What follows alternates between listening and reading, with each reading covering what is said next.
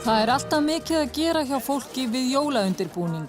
Það hefur ekkert breyst, þótt þessar myndir séu frá árinu 1973, líklega á Þorláksmessu. Og til okkar kominn Arnar Tómasson, hárgreiðslumeistari og sérfræðingur tísku. Það gaman að skoða þessar gömlu myndir og sjá hvernig fólki var klætt, hvernig hárið var og eins vöruúrvalið í verslunum. Eigum við að skoða nokkur gömul myndskeið? Já, gerum það.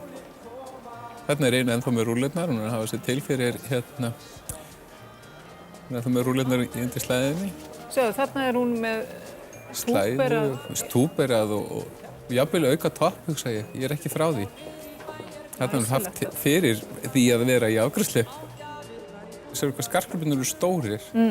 Það hann greinilega á Þorláksmessu að margir kallmenn sem ennþá að kaupa skartgripir handa konunni sinni á Þorláksmessu. Jæja. Þessi hús er nú búið að rífa. Allir með pinkla. Já, pakkað í bréf, ekki mikið af plastpokum. Þetta þessi fíni mokkajakki. Þetta nú örugglega frá Slátufélaginu, það hét Framtíðin sem var á Laugaveginum. Þeir framleiddu mokkajakka. En þarna erum við komin inn í Dómus, sem var svona stór verslun á þessum tíma og þarna held ég verslunum 17 í dag. Já, þetta þótti mjög flott búð. Allir með seðla, þessi var með seðla. Það ekki rafrænar greiðslur. Þetta verslunin Liverpool við Laugaveginn. Það sem Dressmann í dag. Alveg rétt, við hliðina á Mál og menningu. Já. Sjáðu vöruúrvalið þarna. Þetta svakalega mikið vöruúrval. Já. Hvað þetta ekki 73? Þetta líklega, þetta 73. Og það líka mikið af afgreiðslufólki. Hérna matsbóksbílarnir. Já, hver mann ekki eftir þeim? Já. Svo rúllukragan. Og svona hippamussa. Já. Þetta indverskur bómull. Þetta rosalega skemmtilega myndir. Já, þannig erum við aftur á... Þetta neðri hæðin í Liverpool. Þannig eru margir svona herramenn einir út að versla, það svona... Já, en ég hugsa að það sé nú ekki hagstætt fyrir það kannski að vera þessari hæð ef þið eru að kaupa handa eiginkonunni sinni búsa að halda vörur. Heldur að það hefði ekki fallið í góðan jarðveg? Já, ég hugsa að það geti nú hafa farið svona kannski... Það eru lopapeysurnar? Já. Það eru komin í aðra verslun sem að heitir Tíbra og var hérna beint á móti Liverpool. Það nú með Tíkó, það nú þótt. Ólega smart. Þarna er verið að selja snirtuvörur. Já. Ylva, Svo flott þessi í röndóttu peysunni. Já. Já, þarna var nú ýmsu að taka. Það var ansi margt þarna sem maður kannaðist við. Var það ekki? Jú. Já, þú ert náttúrulega, maður má kannski ekki tala hvað fólk gamalt, en þú manst vel eftir þessum tíma. Já, þú já. ert nú yngri en ég. Já, ég er 43, það er ekkert leyndamál. Mér finnst ég eldast mjög vel. Já, tekur þið það með þér. Það er gaman þegar maður eldist. En hvað fannst þið nú fatatískuna á þessum tíma? Hún var mjög litrík. Það er synd að sko, náttúrulega þessi tíma var tekið upp í svarthvítu. En hún var mjög litrík og það var mikið af munstrum og svona óreglulegum munstrum á þessum tíma.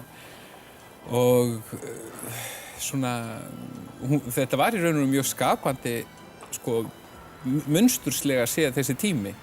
Þó að efnin sjálf hefur kannski ekki verið þau þægilegustu, nælon og hakkupslopparnir og allt þetta. En þá var þetta allt mjög litríkt, þetta var mjög litríku tími, sem ég man í minningunni. En þýðir þetta það að tískan fer bara í hringi? Hún gerir það mjög miklu leyti. En eins og ég sagði að þá getur hún aldrei orðið alveg eins. Af því við erum, handbragðið sjálft er ekki til. En það er hægt að reyna að líka eftir og betrumbæta og þá með betri efnum og öðru slíku þannig að það veri ekki kannski nælonjakka eða drakt í skítakvöld á Íslandi. En þarna víluðu konurnar ekkert fyrir sér að fara með rúllurnar út í búð? Bara sjálfsagt mál. En það var líka lögmáli á þeim tíma að allar konur urðu að vera með rúllur. Já, og lagt hár. Og lagt hárið og stórt. Það var eiginlega ekki hægt að gera hárið of stórt fyrir þennan tíma. Nú langar mig að sýna þér eitt myndskeið viðbót. Ok. Og það er myndskeið sem er tekið í Austurstræti árið 1973 og mér langar til að spyrja þig hvort þú þekkir nokkuð á þessum myndum. Já, ég þekki þarna jólasveina. Það er nú vel. Með boka af gjöfum og segja sögur og syngja jólalag. Það verður gaman þegar hann kemur þá. Já, Halldór Ásgrímsson. Já, það var rétt hjá þér. Flottur. Já, Svakaleg kótilettamæður. Hann er alveg með krullur í börstunum. hann er með síðabarta. Já, alveg svakal og langa. Þetta er mjög flottur.